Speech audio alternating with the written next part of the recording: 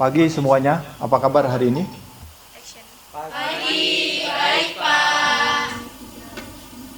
Bismillahirrahmanirrahim. Assalamualaikum warahmatullahi wabarakatuh. Waalaikumsalam warahmatullahi wabarakatuh. Perkenalkan, nama saya Robi Sugara. Saya adalah pengampu mata kuliah Keamanan Internasional. Mata kuliah ini adalah mata kuliah inti di Prodi Hubungan Internasional FISIP UIN Syarif Hidayatullah Jakarta. Dan dalam salah satu materi yang akan kita bahas di hari ini adalah tentang jihad dan keamanan internasional. Kenapa ini menjadi salah satu materi penting di mata kuliah keamanan internasional ini? Karena ada salah satu kelompok kecil di kelompok Islam yang dia melakukan aksi kekerasan, aksi teror, kemudian dia mengatasnamakan jihad di dalam aksi kekerasan itu. Kemudian juga respon dari masyarakat internasional bahwa akhirnya mengatakan bahwa jihad menjadi salah satu ancaman untuk keamanan nasional dan keamanan internasional. Jadi materi jihad dan keamanan internasional, saya merujuknya kepada sebuah buku yang berjudul Jihad and International Security, karya Jalil Rosandel dan Sharon Cadell. Jadi lebih banyak materi ini bersumber dari buku ini. Buku tersebut diterbitkan pada 2006, 5 tahun setelah serangan teroris di Amerika pada 11 September 2001. Jalil Rosandel adalah Associate Professor dan Direktur Program Kajian Keamanan di Departemen Ilmu Politik di Universitas East Carolina, sementara Sharon adalah seorang praktisi di bidang teknologi dan artificial intelligence. Keduanya punya kapasitas yang cukup untuk menjelaskan isu-isu keamanan. Jadi keduanya saya kira sangat kredibel untuk dijadikan sebagai salah satu materi di mata kuliah keamanan internasional. Kemudian buku ini juga sebagaimana dijelaskan dalam pengantar bukunya adalah ingin memberikan pemahaman umum tentang kemunculan kelompok Al-Qaeda yang dipimpin oleh Osama bin Laden dan gerakan jihad global yang dibawanya. Oleh karena itu, buku ini setidaknya membahas dua hal penting. Pertama, evolusi gerakan jihad global, dan kedua, bagaimana gerakan jihad global yang kemudian mengancam keamanan internasional suatu negara. Nah, materi ini kita akan mulai dengan peristiwa 11 September 2001 ketika sebuah pesawat menabrakkan dirinya ke gedung World Trade Center di Amerika, sebuah gedung kembar termegah di dunia di Amerika. Gedung itu hancur berkeping-keping. Jumlah orang yang tewas dari peristiwa itu sebanyak 3.000-an orang. Masyarakat Amerika awalnya sebenarnya mengira bahwa pelakunya adalah orang-orang dari Rusia. Saya kira tuduhan ini sangat rasional. Kenapa? Karena kita tahu bahwa antara Amerika dan Rusia pernah memiliki hubungan yang tidak baik dalam hubungan internasional.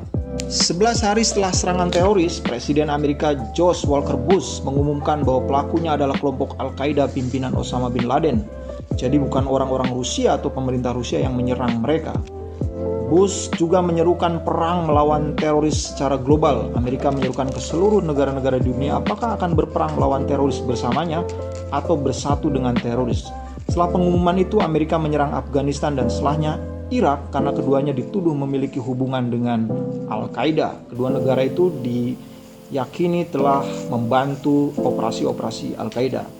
Presiden Bush kali itu mengatakan, mengapa Osama, Islam radikal, kelompok jihad militan, fasis Islam atau apalah istilahnya, kemudian mereka membenci kami Amerika. Bush mengatakan bahwa harusnya dunia Islam, harusnya masyarakat Islam berterima kasih terhadap Amerika dengan apa yang sudah dilakukan oleh Amerika untuk membantu negara-negara Muslim dalam beberapa dekade. Contohnya adalah pertama, Amerika telah mengirimkan bantuan miliaran dolar dan bantuan anti rudal untuk membantu umat Islam mengusir tentara Soviet dari Afghanistan pada tahun 1980-an. Kemudian tahun 1983 ada 241 marinir Amerika tewas dalam upaya membangun perdamaian antara Muslim dan Kristen selama perang saudara di Lebanon. Kemudian tahun 1991 Amerika Serikat menghabiskan puluhan miliar dolar dan 147 nyawa hilang karena untuk memerdekakan Muslim Kuwait dari invasi Muslim Irak. Kemudian tahun 1993, 18 tentara AS lainnya terbunuh saat mencoba mengirimkan bantuan kelaparan, tugas kemanusiaan kepada umat Islam di Somalia. Kemudian tahun 1995 Amerika menentang komunitas internasional untuk melakukan intervensi atas nama umat Islam di Bosnia dan juga di Kosovo pada tahun 1999. Kemudian Amerika juga telah membayar miliaran dolar untuk pajak yang dikirimkan setiap tahunnya untuk memberikan manfaat bagi umat Islam di Mesir dan Yordania. Kemudian, sebulan setelah peristiwa itu, bulan Oktober 2001, ada wartawan Al Jazeera bernama Taysir Aloni mewawancari Osama bin Laden. Osama mengatakan bahwa peristiwa 11 September 2001 yang meluluhlantahkan gedung Amerika Serikat adalah bukan perang antara Al-Qaeda dengan Amerika Serikat, tetapi ini adalah perang antara Muslim melawan pasukan salib global yang dipimpin oleh Amerika Serikat. Osama juga memaknai serangan tersebut dengan spirit jihad global yang kemudian serangan serupa yang menarget Amerika, kepentingan Amerika dan aliansinya di seluruh dunia.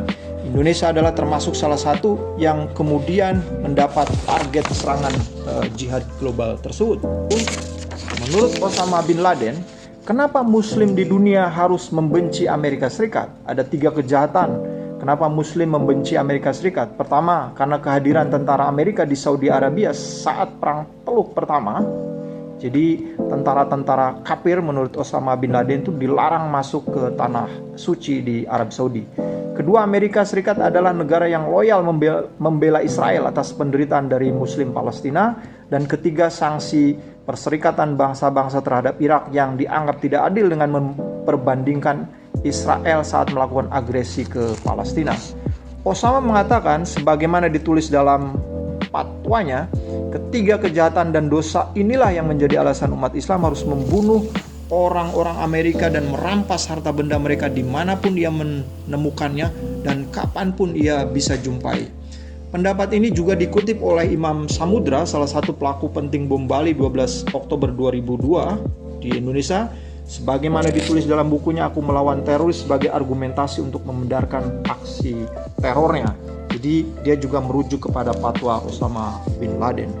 Lalu siapakah Osama bin Laden? Osama bin Laden lahir 10 Maret 1957 dan meninggal dieksekusi oleh tentara Amerika di Pakistan pada 2 Mei 2011 dalam sebuah penyergapan. Jasadnya dibuang ke laut. Osama adalah pimpinan Al-Qaeda yang dituduh sebagai dalang dan yang paling bertanggung jawab atas serangan teroris pada 11 September 2001 di Amerika Serikat. Osama lahir di Riyadh. Dia adalah anak ke-17 dari 52 bersaudara.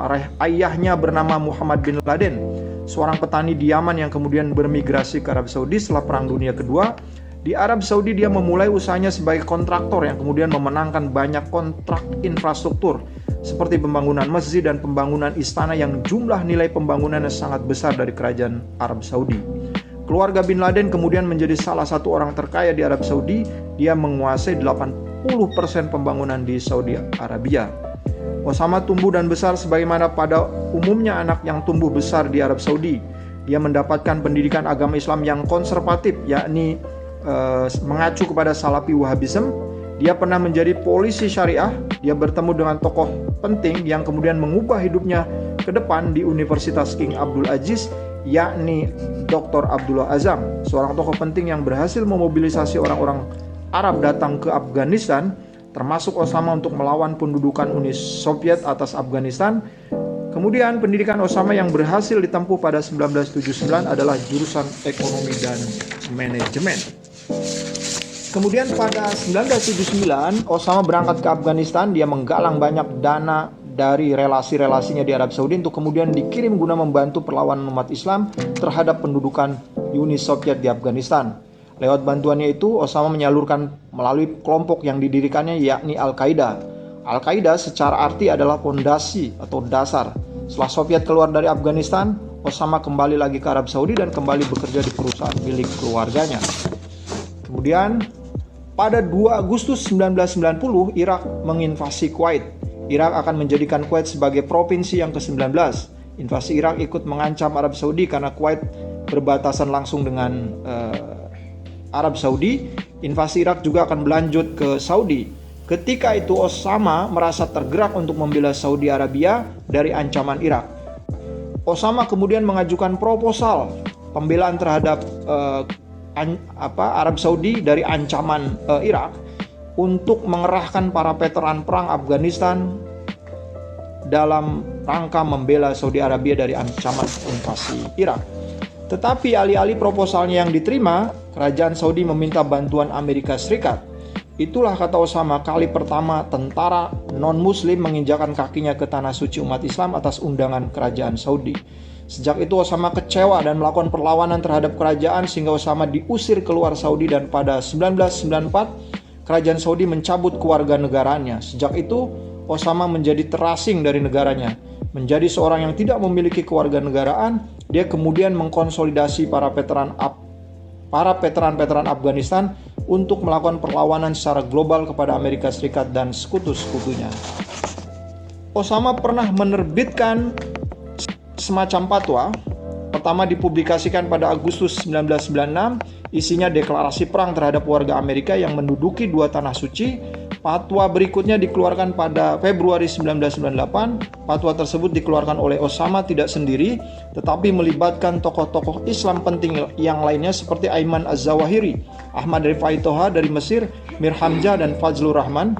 Fatwa tersebut juga selain Amerika, Osama menambahkan Yahudi sebagai kelompok yang wajib diperangi. Kemudian fatwa tersebut telah mendorong para pengikut dan simpatisannya untuk melakukan aksi teror dengan Amerika yang menjadi targetnya. Bom Kedutaan Besar Amerika Serikat 1998 adalah serangan yang terjadi pada 7 Agustus 1998. Lebih dari 200 orang tewas dalam ledakan bom truk yang hampir bersamaan di dua kota Afrika Timur. Satu di Kedutaan Besar Amerika Serikat di Darussalam, Tanzania. Yang lainnya di Kedutaan Besar Amerika Serikat di Nairobi, Kenya. Kemudian serangan puncaknya adalah pada 11 September 2001 yang akhirnya menjadi serangan global ke banyak negara atas nama jihad. Di Indonesia, serangan yang didanai oleh Al-Qaeda terjadi pada 12 Oktober 2002 di Bali yang menewaskan ratusan orang asing.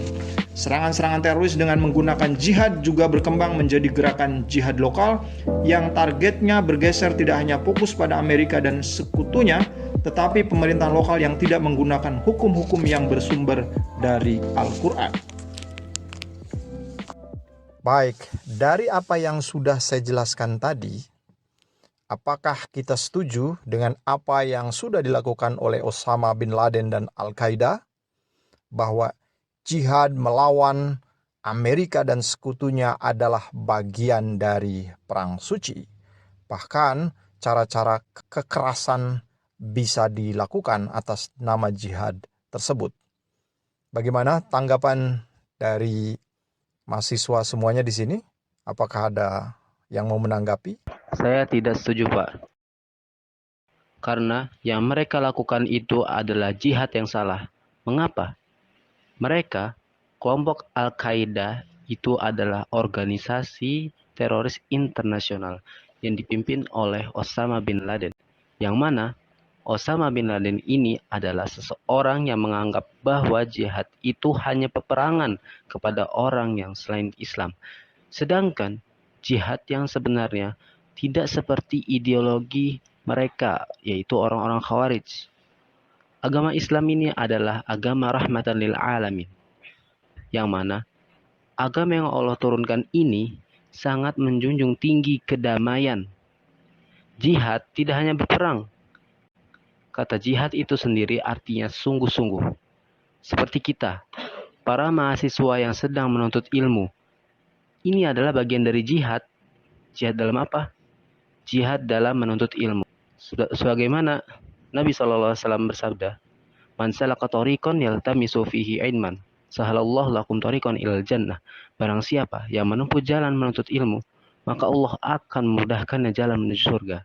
Mungkin itu adalah alasan saya mengapa saya tidak setuju bahwa yang mereka lakukan itu adalah tindakan jihad. Sekian dari saya. Terima kasih atas tanggapannya. Saya kira cukup menarik.